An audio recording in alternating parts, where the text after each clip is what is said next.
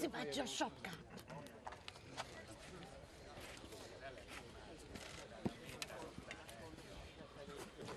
Hát felmértük magunkat, hogy milyen gyorsan tudunk leásni a gödröt, ha ilyen módba megy, mert amúgy, ha ráér az ember, csak nyugodtabban, finomabban ássa.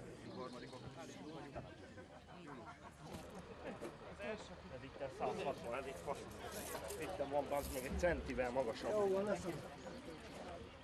Hát külön nem készül, minden nap ezt csináljuk mink.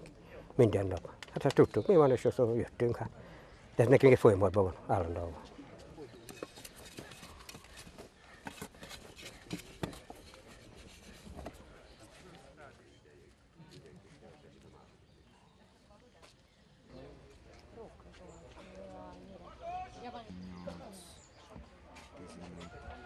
Minden nap az elmúlással találkoznak, minden nap.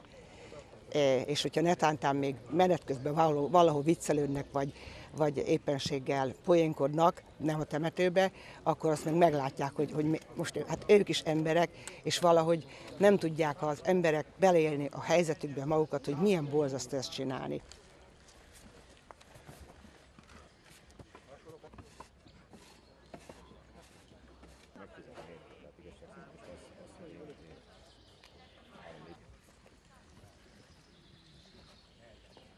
Reménykedünk abban, hogy egy kicsit majd a temetkezési kultúra, meg a sírások iránti tisztelet nőni fog. Mi reménykedünk.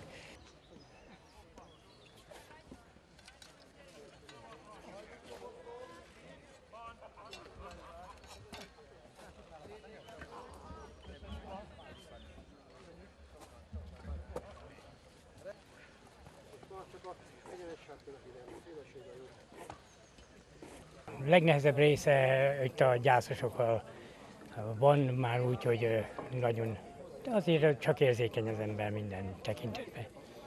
És ez a hátrány, de amúgy nagyon jó. Már úgy társaság, jól érezzük magunkat. El vagyunk. Nagyon jó.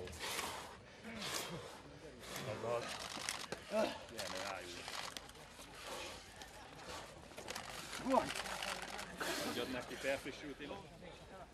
Nagyon ügyesek vagytok. Így van. Egy szép élet rakjatok neki.